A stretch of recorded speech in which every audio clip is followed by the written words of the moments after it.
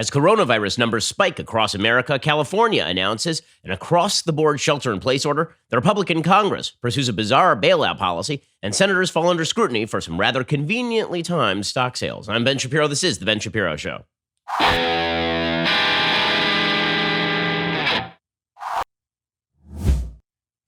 Alrighty, so as you can tell, we are now broadcasting from the Shapiro hostel. I mean, it is what a beautiful, beautiful place. We now have a shelter-in-order place here in California. That means that people are working from home as much as possible, and so we have transferred this show to the bunker. Today's show is sponsored by ExpressVPN. My savvy fans secure their internet. Join them at expressvpn.com/Ben. We are here to provide you with all of your coronavirus updates, where everything stands.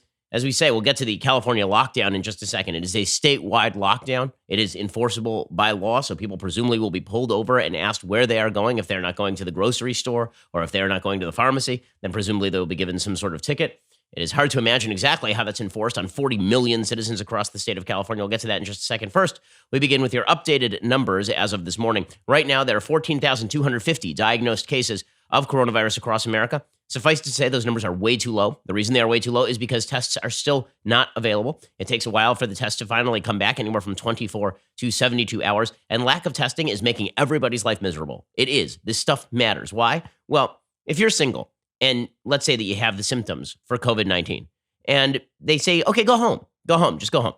The answer is, okay, I could do that. But let's say that you're a member of a family. Let's say that you have, as I do, 3 children. And let's say that maybe you think that somebody has the symptoms for COVID-19 in your house. And let's say that you have childcare helping out because you have a newborn, for example. And let's say that you want to go get a test, and it is impossible to get a test. Well, it's easy for them to say shelter in place and don't go out of the house and don't have any childcare. But what if you still have to work? And what if you have to keep your children separated from one another? And what if now your childcare is basically out the window because you don't know if it's COVID-19 or whether it's the flu? If it's just the flu, then you can still have your parents over. If it's the flu, you can still have your nanny over. But if it's not, then everybody is out, and suddenly you're on your own. Okay, well, that would be my situation if somebody here came down with the symptoms. Those situations are happening all over the United States. People having an inability, like, do you go to work? Do you not go to work? Do you stay home? How exactly do you separate off members of your family? How about what if your parents want to visit? Right? How do you deal with all of this?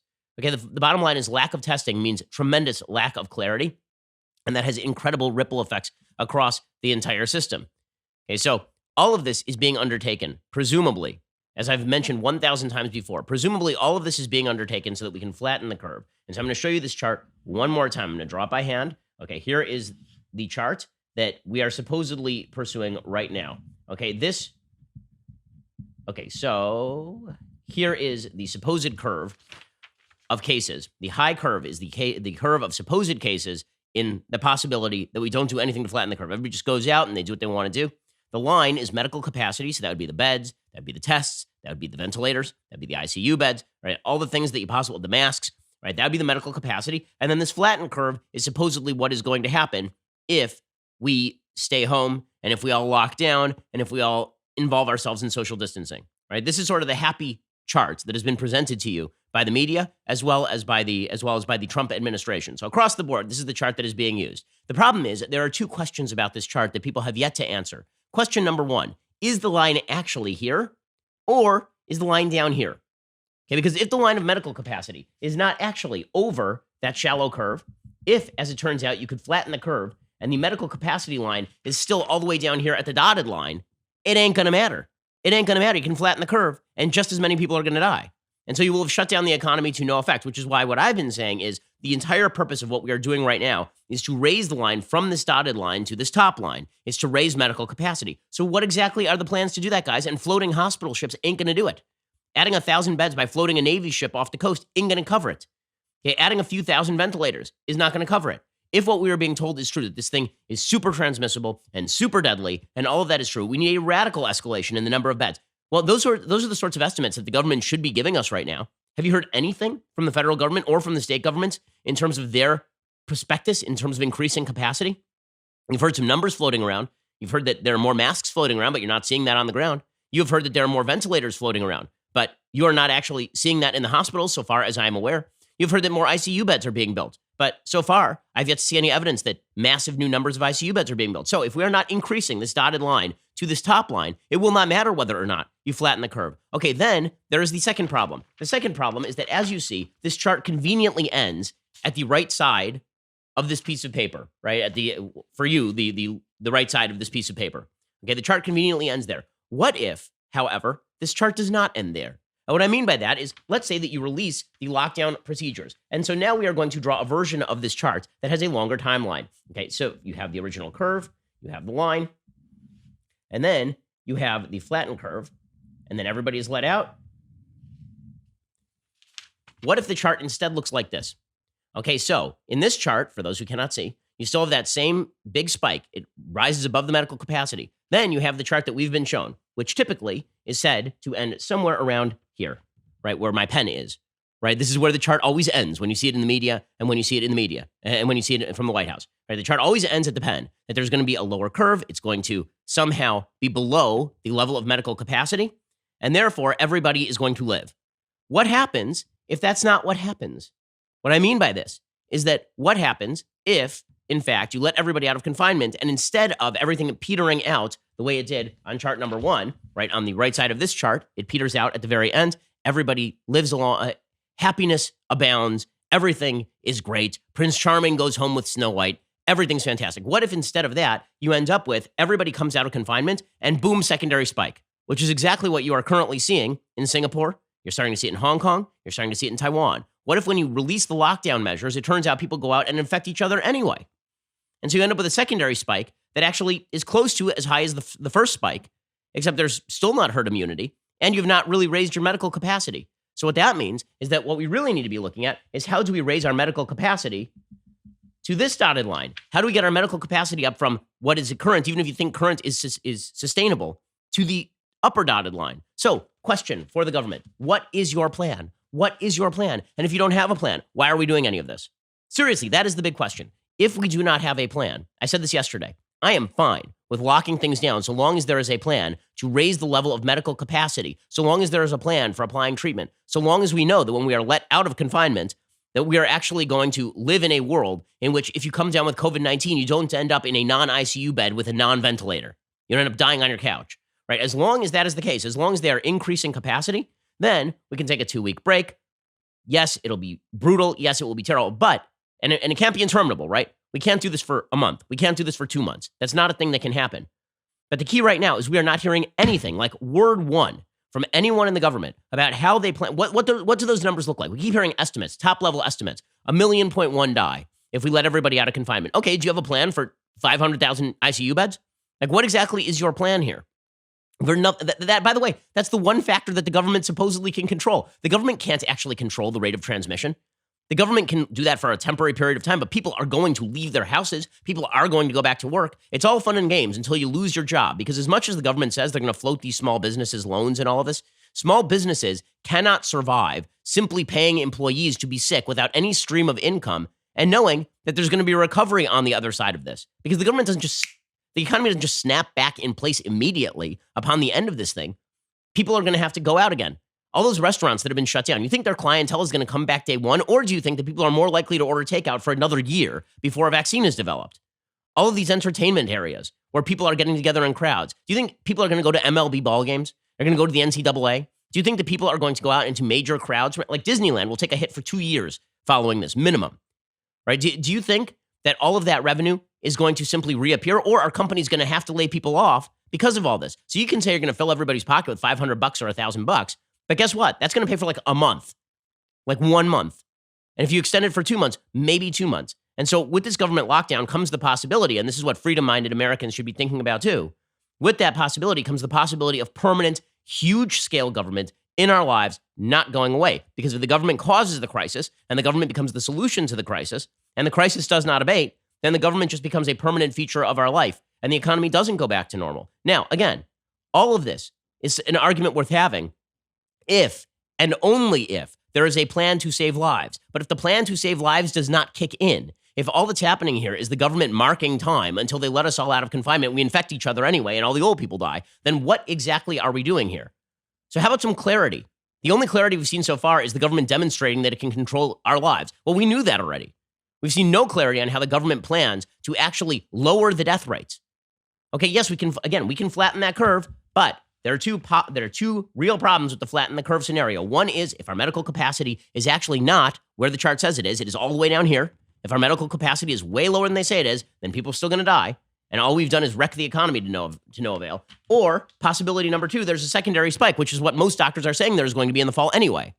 In which case, if you have not raised capacity by then we're screwed anyway, right? And all you've done is shut down the world economy to achieve pretty much absolutely nothing. Okay, so what does that mean? That means that we need plans from the government. How are you going to maximize the ICU beds? How are you going to maximize the masks? How are you going to maximize the ventilators? What are you going to do to bring this to an end? If you have no plan to end it, then you delaying things and marking time and buying time is not buying time to any effect, right? Then you're in the situation that we were. Yes, President Trump shut down travel from China. That was a good move. I am very happy that President Trump shut down travel from China. That was designed to buy us, what, a month or two? And in that month or two, how'd we do? Did we increase the number of ICU beds? No. Did we increase the number of ventilators? No. Did we increase the amount of testing? No. So what good was it? It was some good. It slowed it. But the slowing of it is only good if you don't end up with the spike that we are now attempting to forestall. So we're going to get to more of this in just one second. We're going to talk some worst case scenarios, some best case scenarios. We're going to talk about the government shutting down the entire economy and whether that is sustainable or not. Plus, we're going to get to at least several senators involved in what looks like insider trading. On the back, I mean, just horrible, horrible stuff.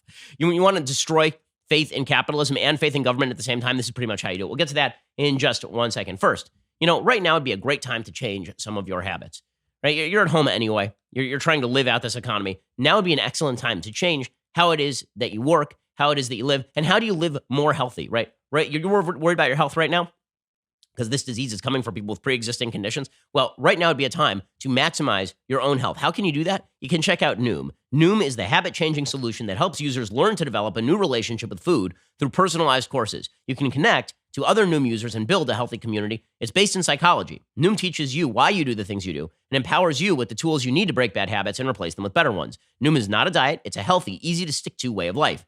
Noom has one of the biggest, most accurate food databases available that lets you track meal habits, visualize portion sizes, and see calorie density at a single glance. We're all strapped for time. This is why Noom is only going to take you like 10 minutes a day. Okay, it is fantastic. I've been using it myself. You may have noticed that I look a little bit more svelte. Well, thank you, Noom. I really appreciate it. You don't have to change everything in one day. Commitment is more valuable than bursts of productivity. Sign up for your trial at Noom, Noom.com/Shapiro. That is Noom.com/Shapiro and start your trial today. What do you have to lose? I mean, really, it's not a lot of money, and you can change your life in a really significant and positive way. Noom.com/Shapiro, Noom.com, Noom.com/Shapiro. Go check them out right now. Okay, so what are the best case scenarios and the worst case scenarios here? So Nicholas Kristof, believe it or not, has a pretty good column at the New York Times talking about this. Best case scenario is the possibility that the virus mutates and actually dies out.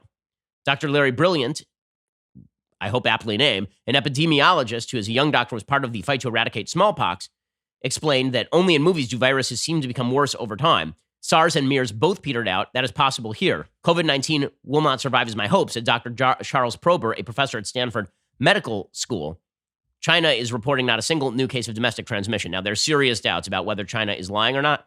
If ever in doubt, China is lying. China lied to the WHO, and the WHO believed them. This is why when you hear prescriptions from the WHO or their takes on life, the WHO, you should really take that with a major grain of salt. With that said, according to Nicholas Kristof, Singapore would be the best case scenario where everything is sort of shut down for a while and then you go back to a more open society. Tom Inglesby, expert on pandemics at Johns Hopkins Bloomberg School of Public Health, said the fact that Singapore, Hong Kong, Taiwan, South Korea, and China, and to some extent Japan, have all flattened their curves despite having the initial onslaught of cases should give us some hope we can sort out what they're doing well and emulate it. Washington State seems to have been stabilizing. The weather may also help us because some respiratory viruses decline in summer from a combination of higher temperatures and people not being huddled together. So it's possible that Northern Hemisphere nations enjoy a summer break before a second wave in the fall. Okay, that is the second wave is what I'm worried about. And I think most epidemiologists are worried about is what happens when you release people from confinement. Even if this thing goes away during the summer, if it comes back with a vengeance during the fall, it can be super damaging. The Spanish influenza, which by the way, you know how ridiculous it is, our political world? Somebody went on Wikipedia and just changed it to the 1918 flu because they wanted to forestall Trump's argument that you can say Spanish flu, so you can say Chinese virus. Anyway, the goal would be that maybe this thing dies out, it loses sort of its fire and its flair. Also, the death rates, I've been saying this for weeks and I've been criticized for it. The death rates that were being put out there by the WHO were just not real. In South Korea and in China, outside Hubei province, about 8.8% of those known to be infected died. That rate was 0.6% on a cruise ship. I talked about all of this weeks ago. That's not to suggest the virus isn't dangerous. It's very dangerous. It's significantly more dangerous than the flu. It is to suggest that people who are suggesting that 4% of people who get it are going to die, that was not true. About 4 out of 5 people known to have had the virus had only mild symptoms. Even among those older than 90 in Italy, 78% survived. 2/3 of those who died in Italy had pre-existing medical conditions and were elderly, and 99% had pre-existing conditions. Dr. Tara Smith, epidemiologist at Kent State, said, "I'm not pessimistic. I think this can work." She said it will take 8 weeks of social distancing to have a chance to slow the virus. Success will depend on people changing behaviors and on hospitals not being overrun. And that's what I've been saying about increasing that medical capacity. Now, there's the worst case scenario. Dr. Neil Ferguson, a British epidemiologist, he said he produced a sophisticated model that showed a worst case of 2.2 million deaths in the United States. His best case scenario, according to Nicholas Kristof, is 1.1 million deaths, which is obviously frightening as all hell. The hope that the U.S. can emulate Singapore or South Korea could be a leap, because South Korea took the epidemic really seriously. They have tremendously effective testing. It's very widespread. We are still, as I've mentioned, way behind in testing, so far behind that you end up with situations like Peggy Noonan. So Peggy Noonan from the Wall Street Journal was sick with 2 weeks, 101 fever, coughs, and chills, and she had to lie in order to get a COVID test. Because right now the CDC still has restrictions that suggest you can only get a COVID test, even if you are in the most risky age demographic and you have all the symptoms. You can only get a COVID test if, number one, you have been traveling to China, or number two, you know somebody who has been diagnosed with coronavirus, which of course is ridiculous since we've now had community transmission in the United States for weeks on end, which demonstrates the dramatic lack of testing. And that is the fault, as we will talk about, of the CDC and at the highest level of the Trump administration, because in the end, the buck does stop with the president. That doesn't mean the president isn't doing the right things now to fix it. He is. But it does mean that those 2 months where the CDC was blowing it, heads need to roll over there. And Nicholas Kristof says that there is an interactive model of the virus that suggests that up to 366,000 ICU beds might be needed in the U.S. for coronavirus patients at one time, which is more than 10 times the number available. There's a Harvard study that has said the same. How quickly can we roll those things out? That is the big question. And we've heard no estimates as to how fast all of that is going to be rolled out. And that does raise the question of how long are we going to have to do this? How long exactly is this going to last? And as I say, even this is a suggestion that there won't be a massive second wave that takes out an enormous number of people. The fact is that in China, which is now claiming they've tamped this thing down, there are serious questions about whether they are lying about tamping it down in the first place. In California, the governor has now announced that we are in a state of lockdown. Gavin Newsom on Thursday night ordered 40 million residents to stay home except for essential trips, extending similar restrictions statewide Bay Area counties have previously enacted. One of the serious questions about this particularly is, number one, whether it's effective. Number two, whether it is designed to achieve the goals that they say it's designed to achieve, meaning how can you lock people down this long? And the answer is it's going to be very, very difficult to lock people down this long. The stricter the lockdown, the less time it can last. It's one thing to tell people, as I said yesterday about diets, it's one thing to tell people for the foreseeable future, no cookies. It's another thing to tell people for the foreseeable future, no food, right? Like that's just not something that people are going to be able to outlast for a very long time. Here's Gavin Newsom, our Ken doll of a governor, announcing that it's time to shelter in place in the state of California.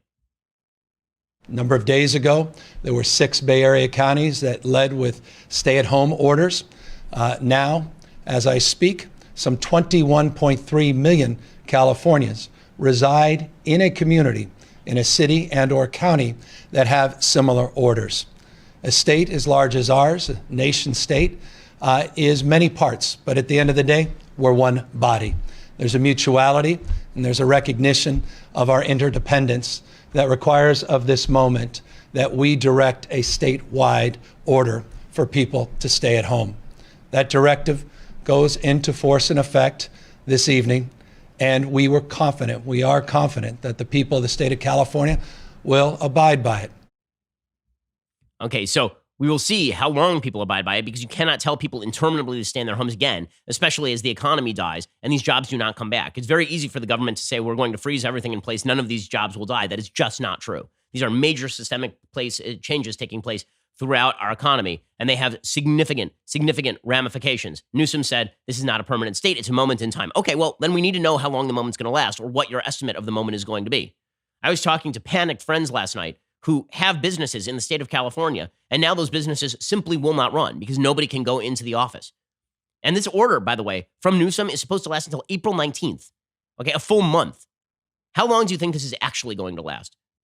Now, we're now in the Star Wars scenario. As Princess Leia says, the more you tighten your grip, Vader, the more star systems, Tarkin, the more star systems will slip through your fingers, right? This is where we are. The more the government tightens its grip, the more there's going to be pushback against all of that, particularly as these losses mount. I mean, we're hearing that we may lose this week over 2 million jobs in the American economy. We are hearing estimates that the economy may contract up to 20% in Q2.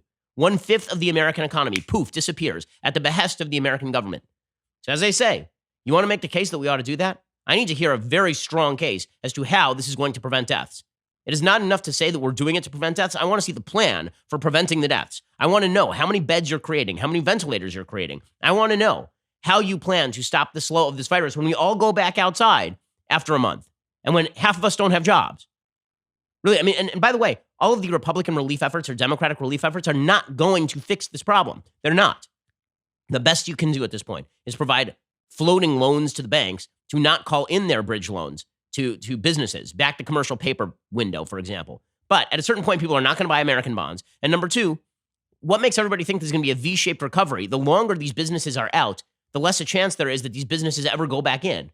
If you spent your life savings to purchase a rib joint, and they've been running that rib joint for 10 years, and the government just shut it down, and shut down every restaurant across the country effectively, do you think that's coming back anytime soon, and that a $1,000 a month check is going to suffice? It is not. And by the way, economics is real life. When people say, well, you're choosing the economy over real life, no. Economics is real life. It is people's jobs. It is people's livelihoods. It is how people live. It is the suicidality rate. It is the sense of community.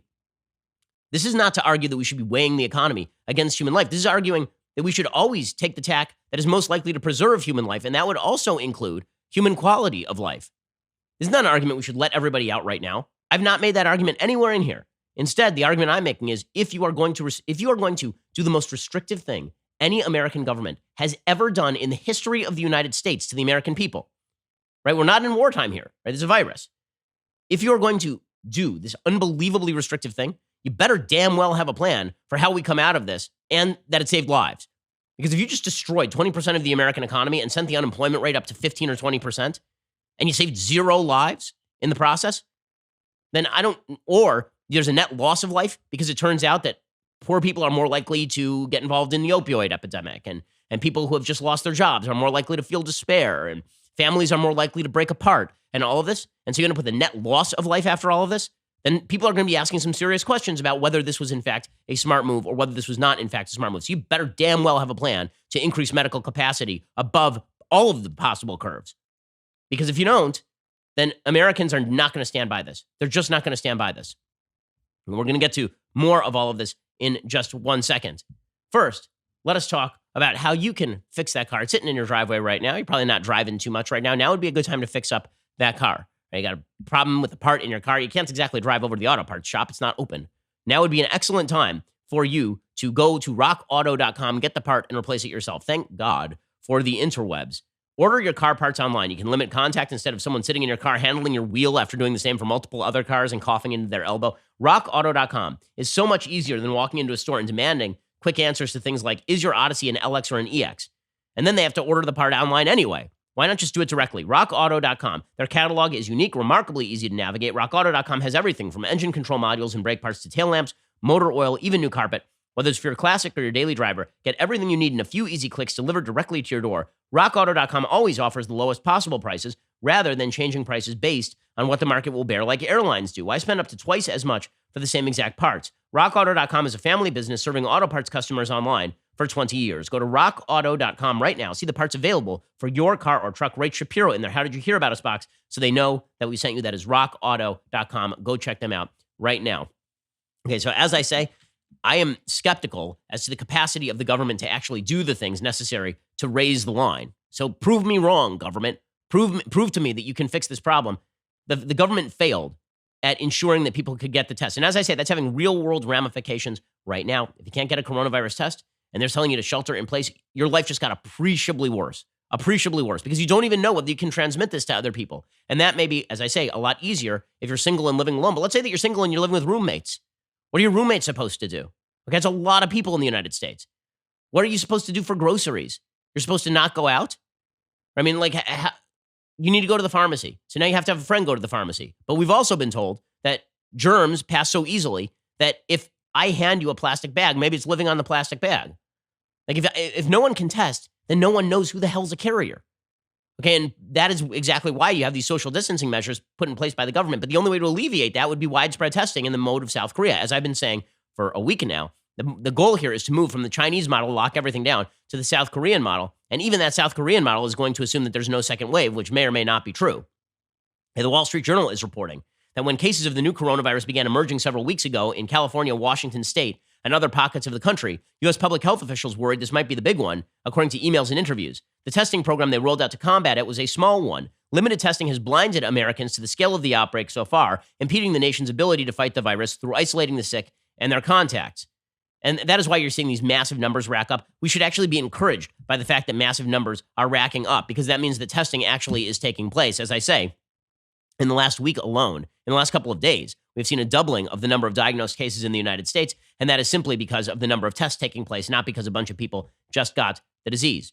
But as I say, the government policy that is currently being pursued is not well calibrated, at least in the absence of information as to what exactly they plan to do. I mean, a good sign of this is that the Trump administration is now asking states to suppress specific unemployment claim data. The Trump administration is now apparently asking state labor officials to delay releasing the precise number of unemployment claims they're fielding, an indication of how uneasy policymakers are about further roiling a stock market already plunging in response to the coronavirus outbreak. Okay, if you're asking people to hide information and you're the federal government, that means things are really bad, like a lot worse than people are telling you. This is not a minor shock to the economy. This is the biggest shock to the economy we have ever seen, okay, including the Great Depression, because the Great Depression was an inflation-caused, on the one hand, or liquidity crunch-caused problem. It was not an external caused problem by a giant pandemic virus that has not been alleviated in any way. And it was not the government forcibly shutting down every business in the United States. It is never a good sign when the Department of Labor is telling people not to report unemployment statistics. That should scare the living hell out of everyone. And as far as the plans to alleviate this crisis, I'm sorry, but spending $1 trillion this month and $1 trillion next month and $1 trillion the month after that is not going to be a solution. And certainly what is not going to be a solution is making these programs permanent over time. Let me take a quick example. So apparently, the bill that President Trump signed into law this week that was designed to get immediate relief to people included a paid sick leave provision. According to the HR specialist that I have talked to, that paid sick leave provision not only mandates that businesses have to pay 14 days of paid sick leave when they have no money on hand because they have no income on hand, it also mandates that if you have a sick family member and you say that you can't come into work, that you are supposed to, you basically have maternity leave, 12 weeks of 60% salary from your company. How many companies do you think are going to abide by that? And what happens if the company just says, listen, I'm not going to do any of that. I'm just going to fire you. Why do you think unemployment rates are skyrocketing? Why do you think companies preemptively fired everyone before Trump signed that bill or it went into effect? Okay, the government action here to mandate that private business cover the losses incurred by the government and increased by the government is insane. It's why this isn't a bailout, what the government is doing right now. This is the government paying you back for what the government is taking away from you, but the government is not capable of paying you back for what it's taking away from you, because it's not just taking away from you the next month of business. It may be taking away from you the capacity for your business to even operate at all after a month is over, because we don't know what the hell is going on beyond this. So Senate Majority Leader McConnell released a massive economic stimulus bill on Thursday to fight coronavirus's fallout. And the suggestion is direct cash payments to many Americans. The problem is it's means tested based on your 2018 income, which makes no sense whatsoever. Because guess what? Your 2018 income has nothing to do with what you made this year. Also, by the way, like let's say that you made $200,000 in 2018 when the economy was a hell of a lot stronger. Okay, and let's say that today your business just went bankrupt. So you made $200,000 in 2018, so you do not get any money from the government, but now your business is bankrupt, and so you are bankrupt, and so you have no money. Why are we means testing based on 2018 income? Even means testing based on today's income is probably a mistake, given the fact that you have bills. The means testing, by the way, kicks out at like $100,000. Those people have bills too. They still have mortgages to pay. So the government solution is, okay, well, we'll freeze the mortgages. We'll freeze the evictions. For how long are you going to do that? And when that business is no longer there, do you think that the evictions, when they are unfrozen, are going to take stock of the fact that your business no longer exists? Senator Lindsey Graham is among several GOP senators voicing concern or outright opposition to the idea of direct payments, even as McConnell unveiled the $1 trillion stimulus plan that would be the starting point for negotiations with Democrats. McConnell called for the talks to begin today. A number of economists have predicted the U.S. economy is plunging into recession. The unemployment rate could soar because Americans are staying home out of fear of catching the virus. The centerpiece of the Senate GOP plan would be hundreds of billions of dollars sent to Americans in the form of checks as a way to flood the country with money in an effort to blunt the dramatic pullback of spending. That ain't going to work. People are still at home. Okay, if you're freezing the mortgages or if you are freezing the evictions, the best thing that you can do right now is float actual no-interest loans to small businesses via the banks that are already providing those loans. That is the best thing that you can do right now, because the biggest problem here is banks calling in loans on small businesses that are operating on a day-to-day basis. These small checks are simply like, are they going to help some people? Sure. But one of the problems here is that one of the other factors in this legislation, apparently, is that if you haven't paid federal income tax, then you also don't receive a check back. Okay, that's a lot of poor people, gang. That's a lot of people who may not be receiving the money. The size of the checks would diminish for those earning more than 75 grand and phase out completely for those earning more than 99 grand. The poorest families would see smaller benefits. The minimum would be set at $600. Yeah, good luck in not breaking the economy based on this. The vast majority of middle-class people would receive a cash payment. The percentage doing so falls dramatically toward the bottom of the income spectrum. And none of this makes any sense. The Democratic plans make even less sense because they are looking for permanent plans that would basically turn an enormous swath of human beings into wards of the state even after this crisis ends. And this is one of the problems. Every crisis amounts to a dramatic growth in American government involvement in the economy. If you're talking about the biggest crisis in the history of the American economy, presumably that would also, according to Democrats, mean the most American government economic involvement in the history, and they're trying to make it permanent.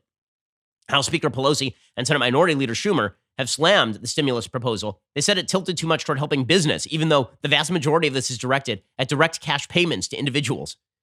Pelosi and Schumer said, "We're beginning to review Senator McConnell's proposal, and on first reading, it's not pro-worker. It puts corporations way ahead of workers." By the way, if those corporations go under, who is around to pay people their salaries when this thing ends? It's the jobs disappearing that is the problem. Yes, the money disappearing for the next 2 months is a major problem. The jobs disappearing is a forever problem. If those businesses go under, who exactly is going to hire the workers?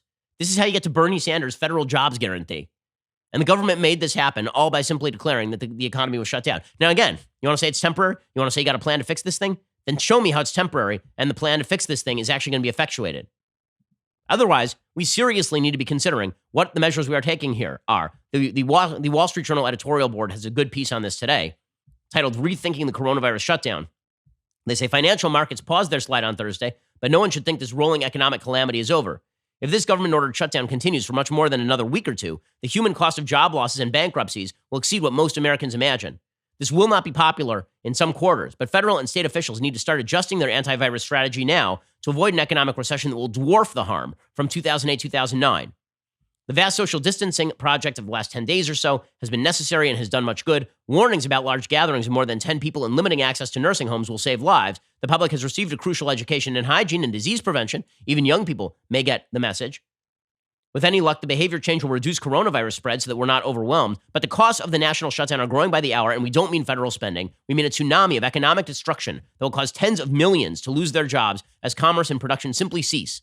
Many large companies can withstand a few weeks without revenue, but that isn't true of millions of small and mid-sized firms. Even cash-rich businesses operate on thin margins and can bleed through reserves in a month. 100% true.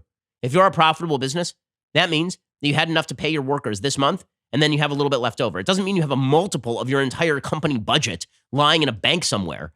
That's not the way this works. First, they'll lay off employees, and then out of necessity, they'll shut down. Another month like this week, the layoffs will be measured in millions of people. The deadweight loss in production will be profound, says the Wall Street Journal, and take years to rebuild. In a normal recession, the U.S. loses about 5% of national output over the course of a year or two. In this case, we may lose that much or twice as much this month alone. Wall Street economist Ed Hyman on Thursday adjusted his estimate for the second quarter to an annual rate loss in GDP minus 20%. That is the entire economy of the United States losing 1/5 of its production. If GDP seems abstract, consider the human cost. Think about the entrepreneur who has invested his life in the Memphis ribs joint. I mentioned this earlier, only to see his customers vanish in a week.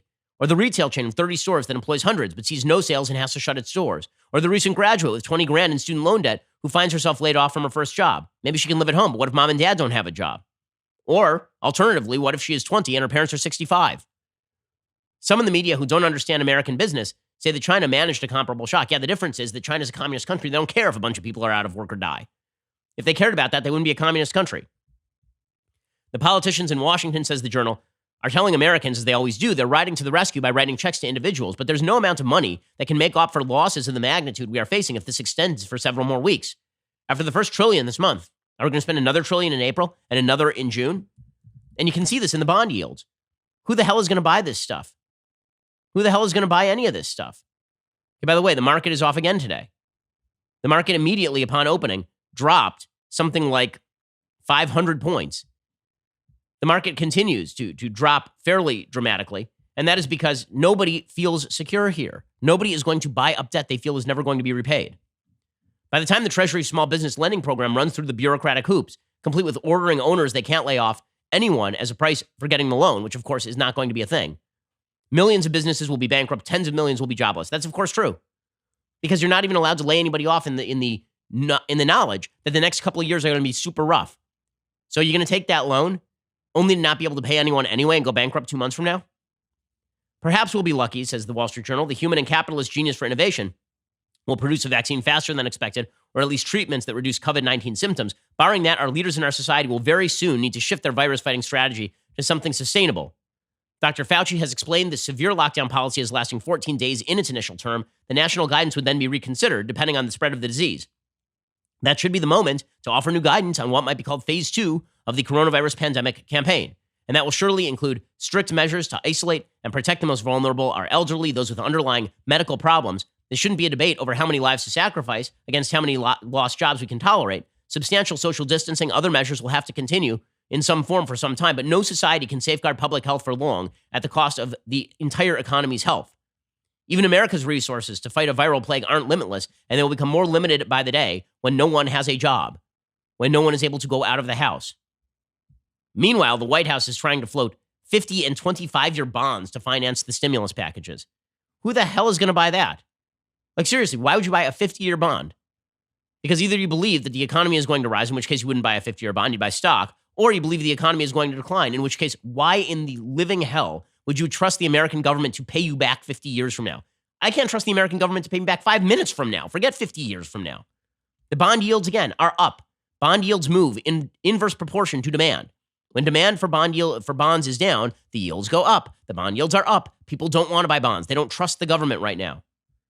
Now, speaking of lack of trust in government, you want to talk about dramatically undermining and continuing to undermine trust in government? This story from the Daily Beast is devastating.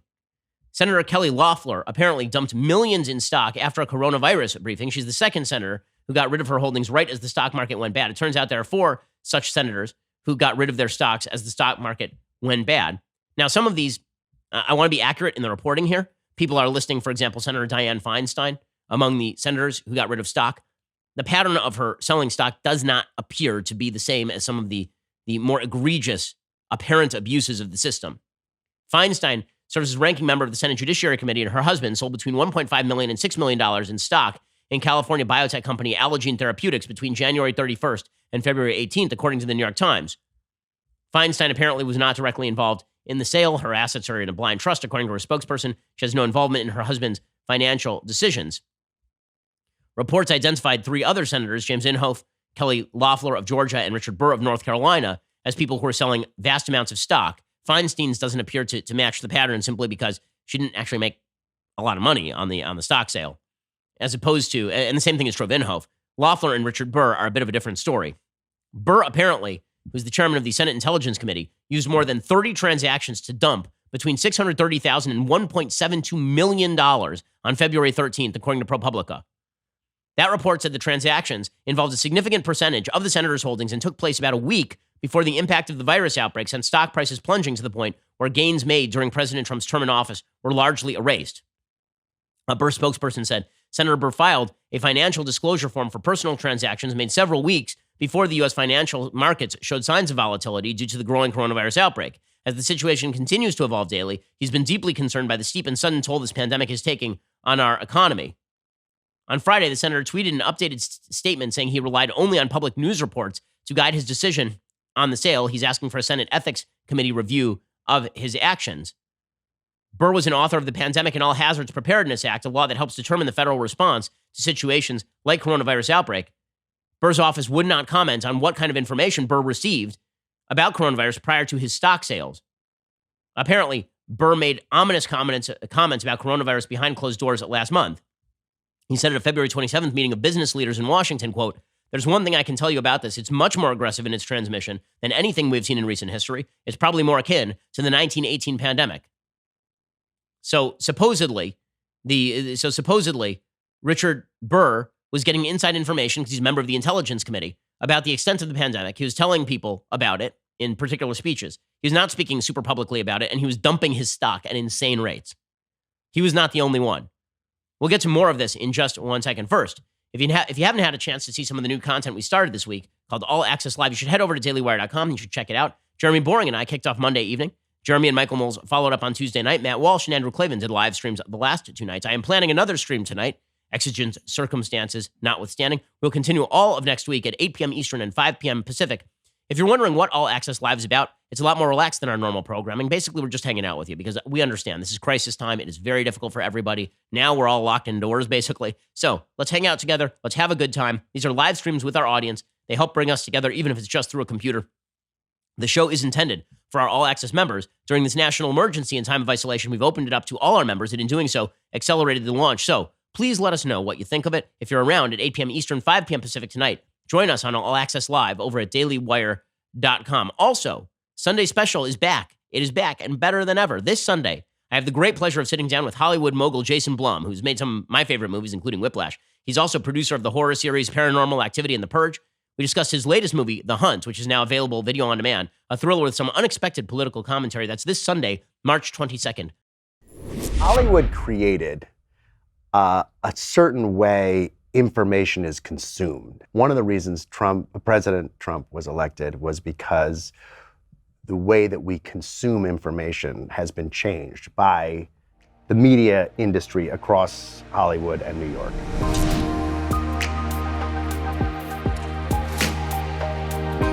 So don't miss it. We are the largest, fastest growing conservative podcast and radio show in the nation.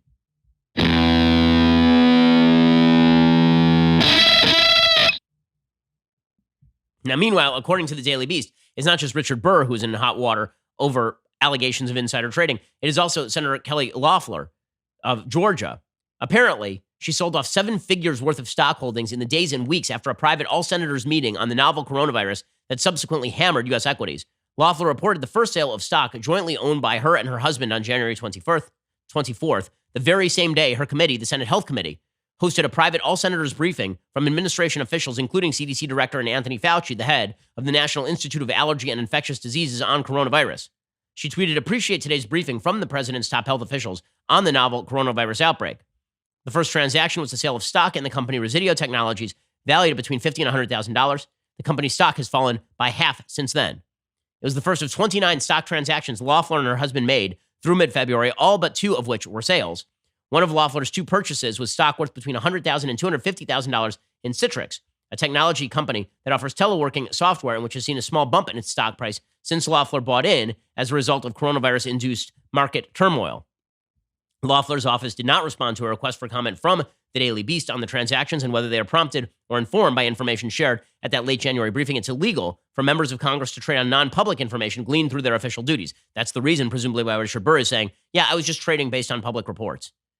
Okay, the question is that true or is that not? And how do you prove that it's not true if it is not true?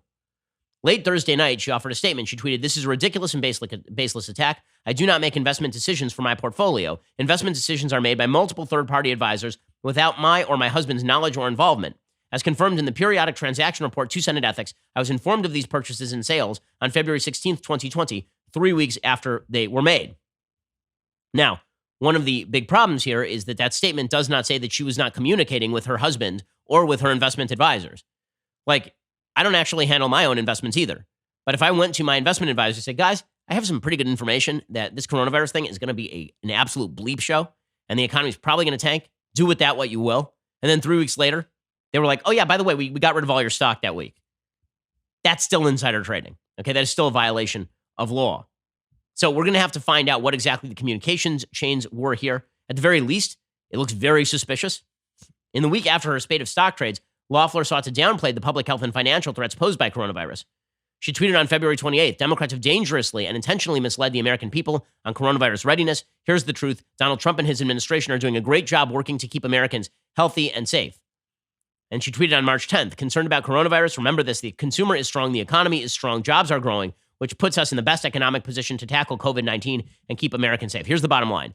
Anybody in Congress who is using insider information to profit off of coronavirus should not only be ousted from their job, impeached if they are guilty of this. Again, everyone should have the opportunity to provide the evidence. There should be Senate ethics investigations on every senator who involved in this. That does include Senator Feinstein, even if she appears to be more innocent than some of these other transactions, which facially appear to be pretty corrupt.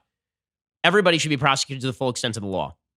Okay, and nothing undermines faith in both the private market and in government like the sort of crony garbage that that these allegations involve. The sort of crony capitalism that is involved in senators trading on private information, which, by the way, the author Peter Schweitzer has been writing about for a very long time. That sort of activity undermines not only faith in government, but in private markets. That is what that does. It's hard to think of a scandal more geared to undermine public trust than a scandal like this, particularly at this time. So Tucker Carlson last night said that Senator Burr should resign. Here's what I say. Senator Burr should have that ethics committee check him out. You know, we have to have due process in this country. We do have to have people provide their side of the story. And if it turns out that he can provide no evidence on his behalf, and that there is evidence on the other side that he was calling up his stockbrokers, or that he was talking openly with his financial people about the implications of coronavirus while publicly downplaying it and selling stock at the same time, not only should he be impeached, not only should he be thrown out of the Senate, he should get whatever the law can give to him in terms of a prison sentence. The same thing holds true of Loeffler. It holds true for anybody. If guilty, the allegations on their own are devastating. I mean, really, really damaging. So this is all of this stuff. There's no good news today. I wish I could bring you good news. The only good news today is that the testing does appear to be ramping up generally across the United States. We can hope that the government is actually taking measures that are designed to alleviate the problem in the near term. But if we are looking at the Leviathan growth of government, because here's the problem.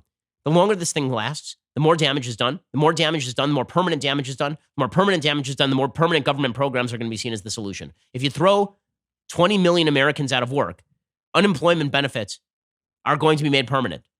I mean, they just will. If you throw 20 million Americans out of work, there will be the Bernie Sanders agenda starts to look a lot more popular after the government forcibly destroys the economy. When the economy is booming, it's easy to say to people who want to nationalize large swaths of industry, guys, you really want to destroy the economy? When the economy is already destroyed, even if government did it in the first place, it becomes a lot easier sell to replace the private economy with something resembling a command and control economy. So got to be very careful. All of this stuff must be temporary. And that means the shutdown must be temporary. And that means the government better get its ass in gear. Because if this all happened, if we shut this whole thing down to no avail, to not increase our capacity, to not lower the death rate, then not only has this been the biggest cluster F in the history of American economics, it has been a meticulous attempt by incompetent people to destroy the fundamentals of the most powerful economy on the face of the planet. And that is devastating. Again, I'll go along with this program. I think everyone should go along with this program for a period of time, but not without assurances that the government is doing what it's supposed to do. We're all doing what we're supposed to do. I'm doing this from my house, right? I'm doing this show from my house. We are all doing what we are supposed to do. We are also all social distancing. We're all staying at home. We're all staying 6 feet away from each other. We're all doing it. I am asking one simple thing: for the government to do its effing job. And if the government does not do its job, then not only is this thing going to get worse, it's going, and I'm not talking about the virus, it is going to result in a completely different America. And that was not the promise. If the government forcibly shutting down the economy to take control of the economy would be one of the worst things the worst thing to happen in the history of American government outside of slavery and Jim Crow and overt rights abuses like that. So watch carefully. The government better come up with a plan. They better come up with a damn plan, because stay in place until further notice is not a plan. It is just not a plan. Alrighty, time for a quick thing that I hate here. So, let us point out that everybody in the media is still focused on President Trump calling this the Chinese virus. Like, stop. Just stop. It's so unbelievably stupid. Seriously, if you think the American people are sitting around and just angry at President Trump for calling it the Chinese virus when the Chinese government released this virus, they did. They let 5 million people from Wuhan walk around knowing full well there was human-to-human transmission. Like, come on. So yesterday, somebody took a picture of the president's speech that he was giving from the podium, and he had crossed out the word coronavirus, and he had written above it Chinese. Oh, it shows how evil it is. Oh, it shows how it was meticulous and how he's doing it deliberately. Well, yeah, no bleep he's doing it deliberately. Of course he's doing it deliberately. And guess what? He should be doing it deliberately. The fact is, everyone needs to know that Chinese communism resulted in the widespread of this virus. That is what happened here. Every step of the way, from allowing these wet markets to continue being open for years on end after the release of SARS, after multiple diseases have been unleashed from these wet markets.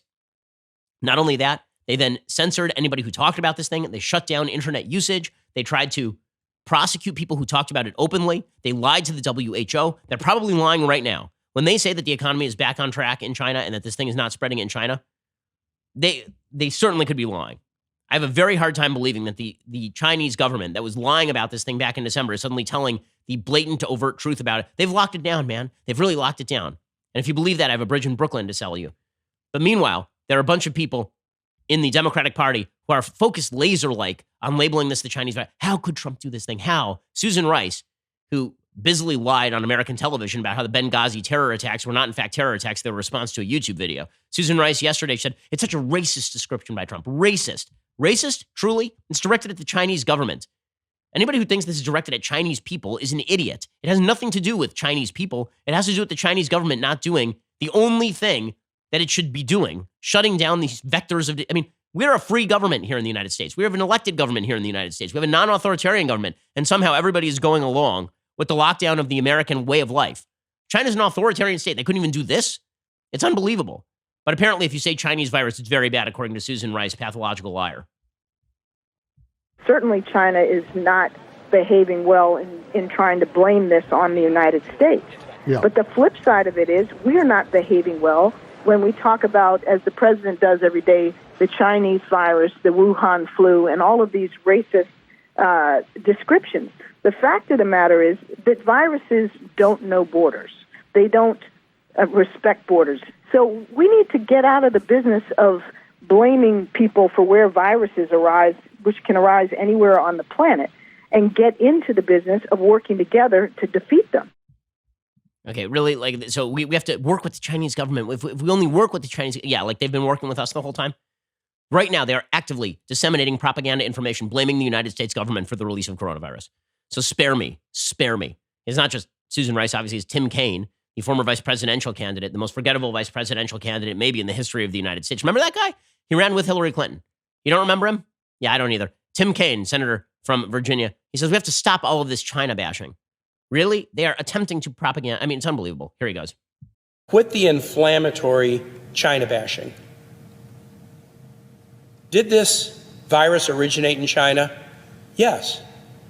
But, Mr. President, that does not excuse your weeks and weeks of tweeting lies and misinformation about the virus, while the leaders of other nations were taking steps to make sure their populations could be safe. The president's decision to call this China virus or Wuhan virus or other epithets that he and members of his team use are a crass effort to deflect blame away from the acceptance of responsibility that a president should do. The buck stops with you, Mr. President. Okay, but the thing started with China.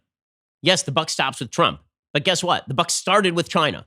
So that makes a rather large-scale difference. It does make a rather large difference. By the way, there are polls out today from ABC News about the president's handling of the coronavirus situation. He's at about 55% approval rating on the coronavirus situation, which frankly is kind of astonishing given the slow response of the federal government at the outset. The response has been significantly better, as I said, over the last week and a half. It's been significantly better lately.